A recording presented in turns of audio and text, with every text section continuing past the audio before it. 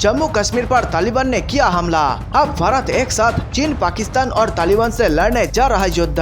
दोस्तों, जिसका डर था आखिर वही हो गया। इस वक्त हमारा भारत 3 तरफ से घिर चुका है। ऐसे में भारत पाकिस्तान के खिलाफ सबसे पहले बड़ी कार्रवाई करने की मास्टर प्लान बना ली है। भारतीय वायुसेना तैयार है और किसी भी वक्त पाकिस्तान में बड़ा धमाका हो सकता है, क्योंकि पाकिस्तान ने तालिबानी आतंकियों के साथ मिलकर जम्मू कश्मीर में अपनी मौत को बुला ली है। इस वक्त भारत पाकिस्तान के अंदर एक बड़ी ऑपरेशन कर सकता है और इस ऑपरेशन में भारत की मदद करने जा रहा है रूस। पूरी खबर विस्तार से बताएंगे।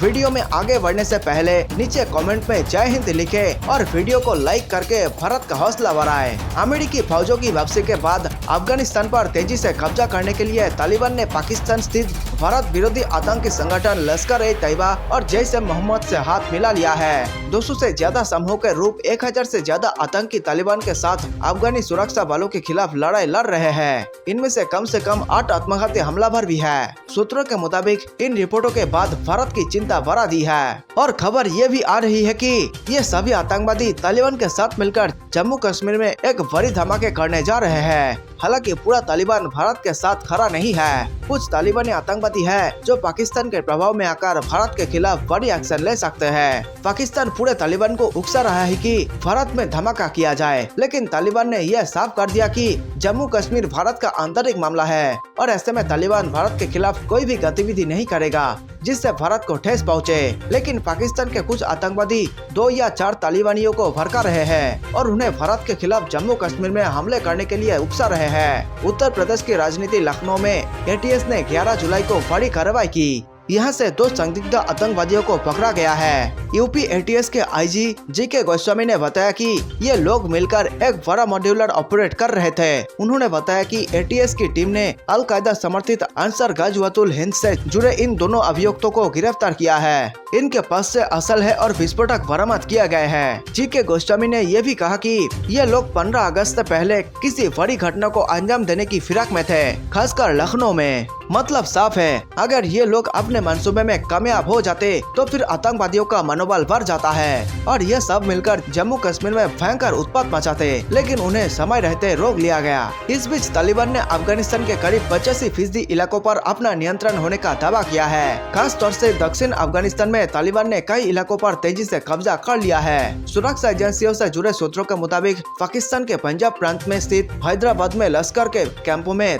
तालिबान लड़ाके प्रशिक्षण ले रहे हैं। यह ट्रेनिंग पाकिस्तानी सेना की मदद से दी जा रही है। मीडिया रिपोर्ट के मुताबिक भारत पर आतंकी हमलों को अंजाम देने वाले लश्कर और जैश संगठनों के ये आतंकी पूर्वी अफगानिस्तान के कुनार और नगर्रा प्रांतों और दक्षिण पूर्वी इलाकों में स्थित हेलमंद और कंधर प्रांतों में तालिबान के साथ लड़ाई लड़ रहे हैं। बताया जा रहा है कि अफगानिस्तान के ये चारों इलाके पाकिस्तान की सीमा से लगे हुए हैं। कुनार और नगरहर की सीमाएं पाकिस्तान के जनजातीय बहुल इलाकों से लगती है, वही बाकी 2 की सीमाएं बलूचिस्तान से लगी हुई है। 375 में से 200 जिलों में लड़ाई लड़ रहा है तालिबान। भारत में अफगानिस्तान के दूत फरीद महमूद जय ने अपने देश में लगातार खराब होते हालात के बारे में कहा। तालिबान को हिंसा बंद करने की जरूरत है और इस खून खराबे का अंत होना चाहिए। उन्होंने कहा 2 लाख से ज्यादा अफगानी नागरिक पहले ही विस्थापित हो चुके हैं। अफगानिस्तान के कुल 375 जिलों में से 200 जिलों में तालिबान लड़ाकों और अफगान सुरक्षा बलों के बीच जंग हो रही है। तजाकिस्तान, उज्बेकिस्तान और ईरान जैसे देशों से लगते अफगानिस्तान की सीमा पर स्थित 18 जिलों में हालात संकटपूर्ण है।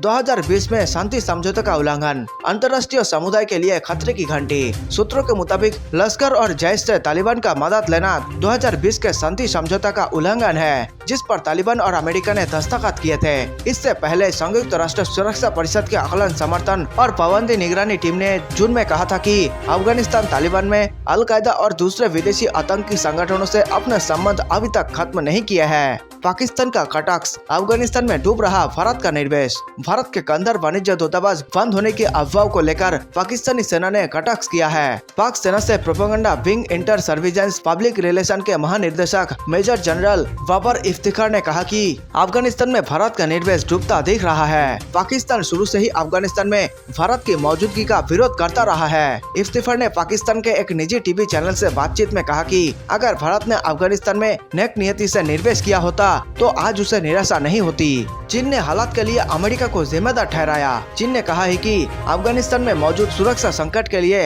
अमेरिका जिम्मेदार है। चीन के विदेश मंत्रालय के प्रवक्ता वेंग वेनजिन ने कहा, अफगानिस्तान से अपने सैनिकों की वापसी कर अमेरिका अपनी जवाबदेही से पीछे हट रहा है। उसने ऐसा कर अफगानिस्तान के लोगों को जंग में झोंक दिया है। अफगानिस्तान मसले में अमेरिका मूल रूप से गुनहगार है। तो वही जम्मू पुलिस ने पाकिस्तान की एक और ड्रोन वाली साजिश को नाकाम करते हुए सीमा पर से आए हथियारों का जखीरा बरामद किया है। जम्मू पुलिस ने सीमा पर से ड्रोन द्वारा गिराए गए 2 हैंड ग्रेनेड और एक पिस्तौल बरामद की है, जो एक ट्रक द्वारा श्रीनगर पहुंचाए जाने थे।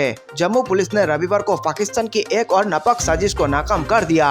जम्मू पुलिस ने दावा किया है कि पाकिस्तान ड्रोन द्वारा सीमा पर से भेजे गए हथियार और गोला बारूद को जो जम्मू के प्रमंडल इलाके में बरामद किए गए। जम्मू के एसएसपी चंदन कोहली के मुताबिक उन्हें लगातार इस बात की खुफिया एजेंसियों से सूचनाएं मिल रही थी कि पाकिस्तान सीमा पर से कुछ हथियारों को भेजकर कश्मीर घाटी ले जाने की फिराक में थे, जिसके बाद पूरे जम्मू शहर में हाई अलर्ट घोषित कर दिया गया था और जगह जगह वाहनों की चेकिंग की जा रही थी। जम्मू पुलिस के मुताबिक इसी चेकिंग के दौरान जम्मू के प्रमंडल इलाकों में पुलिस ने एक ट्रक को चेकिंग के लिए रोका। पुलिस के मुताबिक नाके को देख ट्रक ड्राइवर वहां से निकलने की फिराक में था, जिससे वहां तैनात सुरक्षा बलों को और शक हो गया। इसी बीच सुरक्षा बलों ने जब इस ट्रक की तलाशी ली तो इस ट्रक से 2 हैंड ग्रेनेड और एक पिस्तौल बरामद हुए।